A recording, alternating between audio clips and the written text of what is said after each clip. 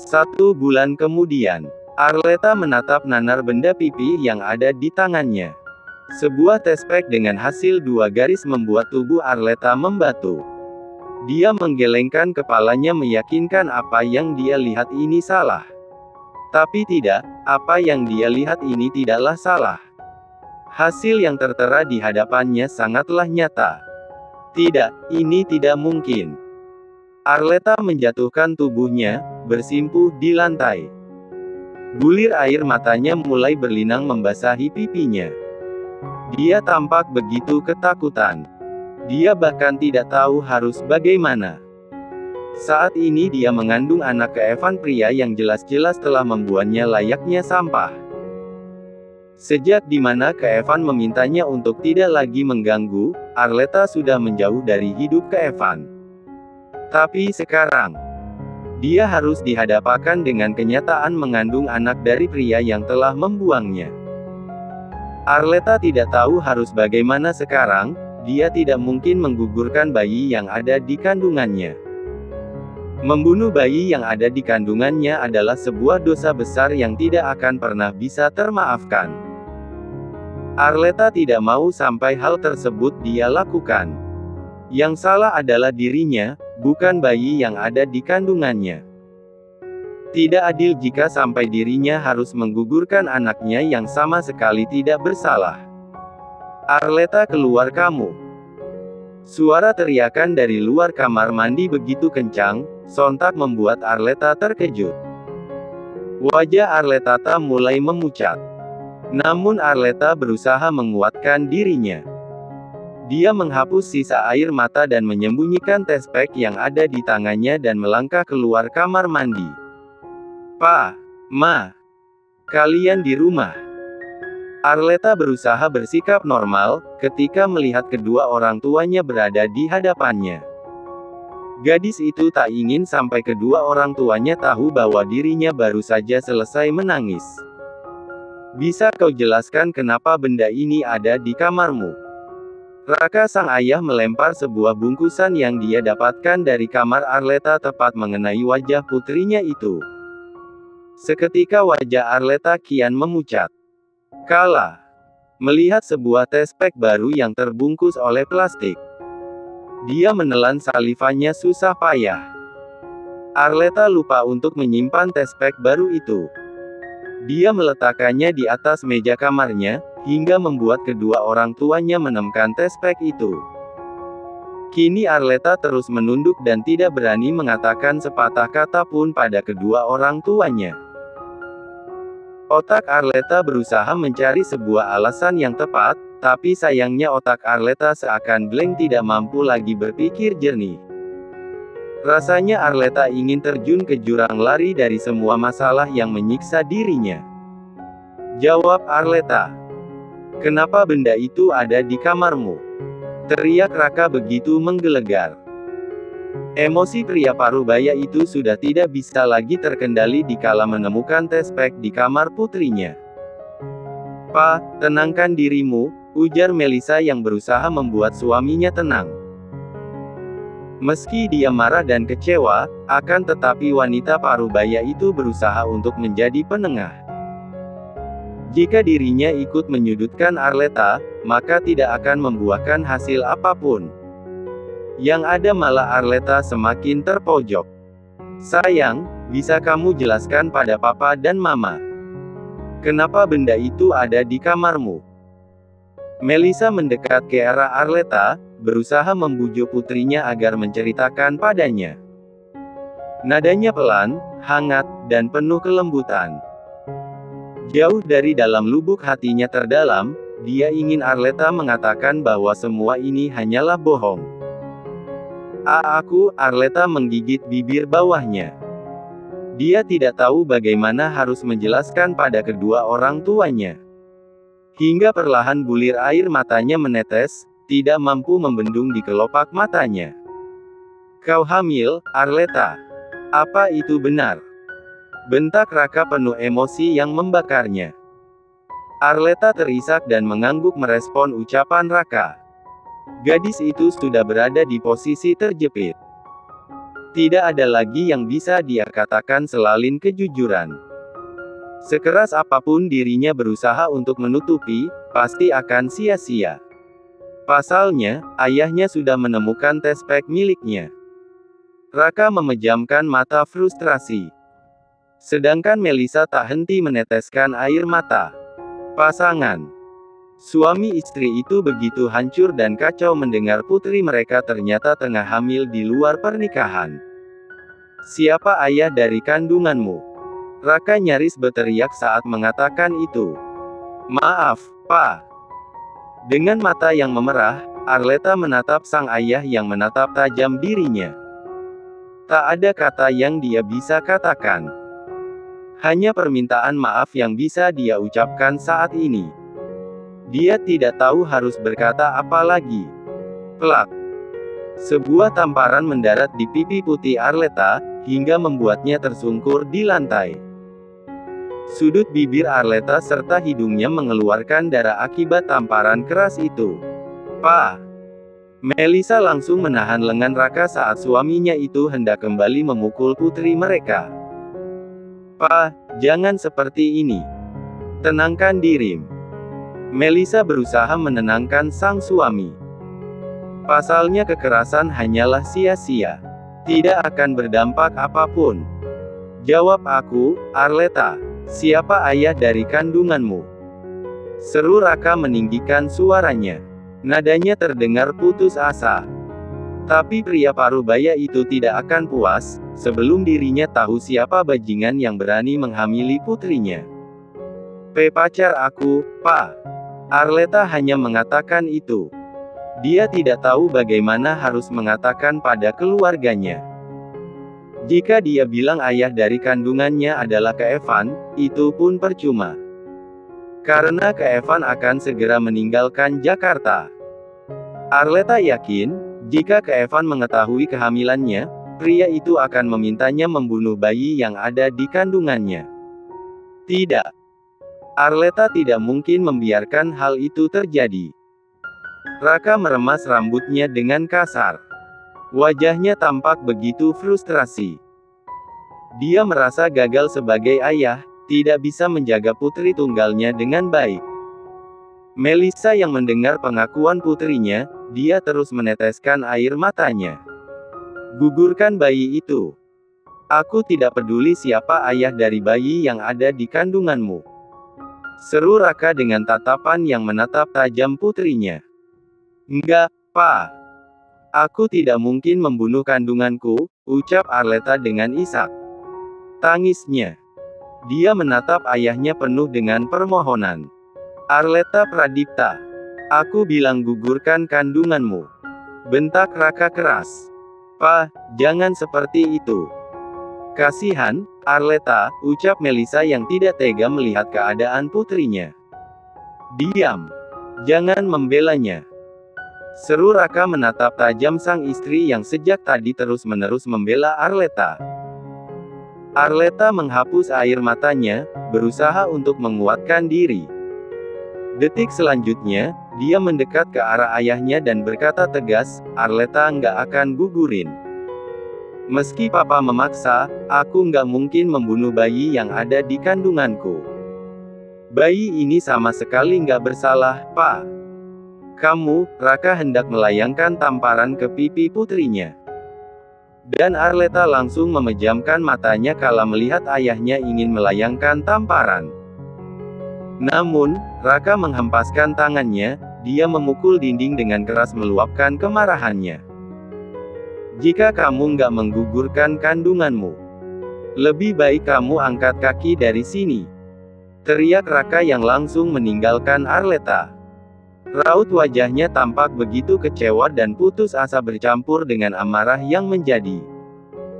Tangis Arleta pecah mendengar ucapan ayahnya. Dia tahu dirinya telah membuat keluarganya malu. Sudah sepatasnya ayahnya memintanya pergi. "Sayang, jangan dengarkan papamu," ucap Melisa seraya memeluk erat putrinya. "Mama yakin, papa akan segera memaafkanmu." "Ma," Arleta menatap Melisa penuh dengan mata yang memerah.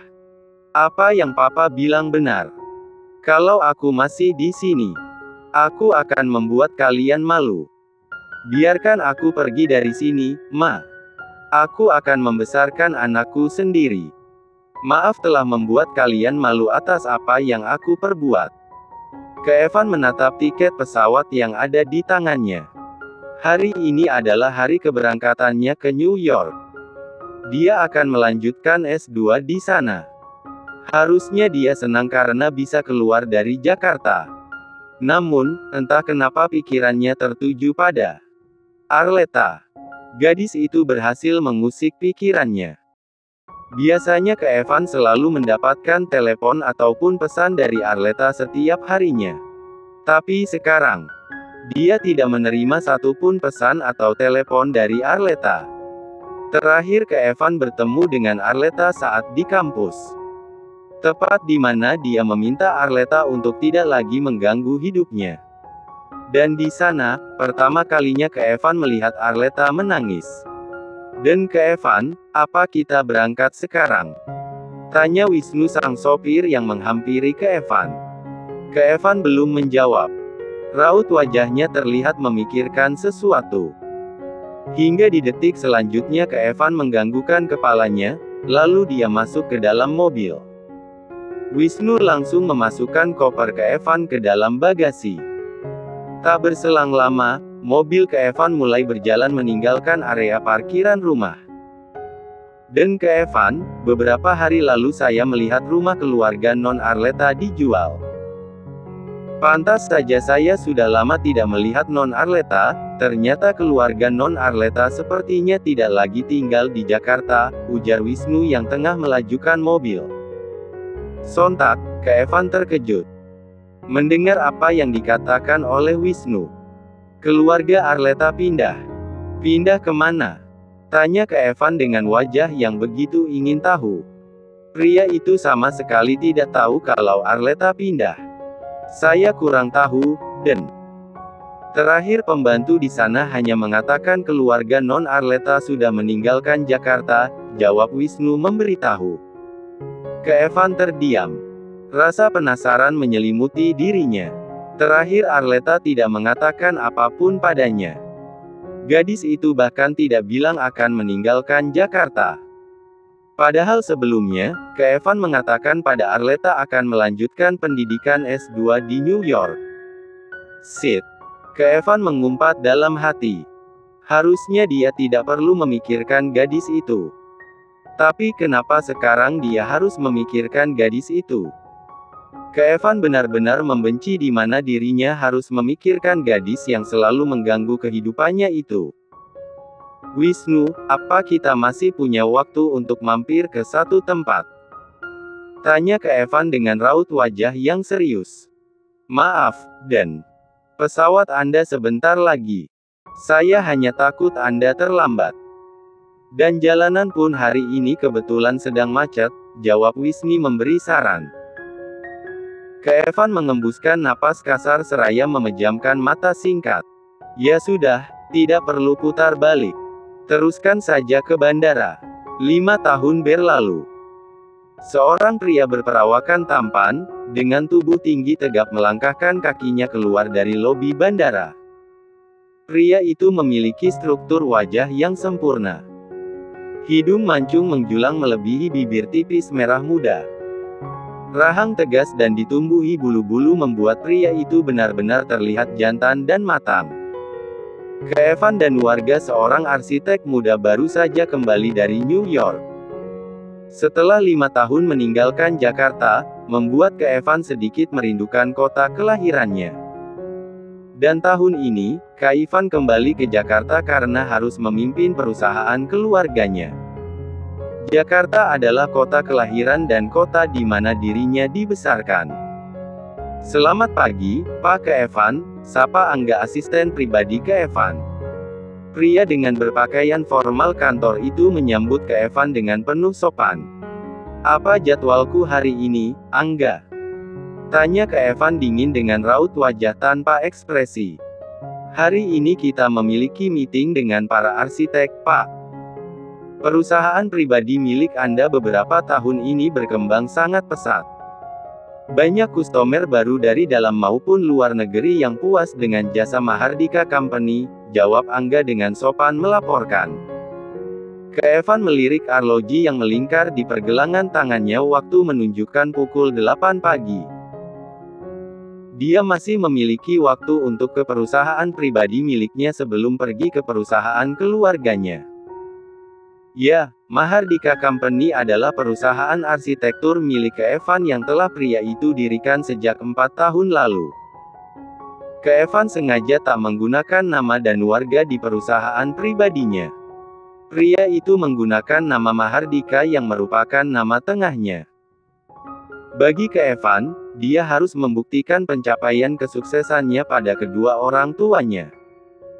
Hal itu yang mendorong Keevan untuk mendirikan Mahardika Company. Dan ketanyaannya, perusahaan arsitektur pribadi miliknya berkembang begitu pesat di Indonesia.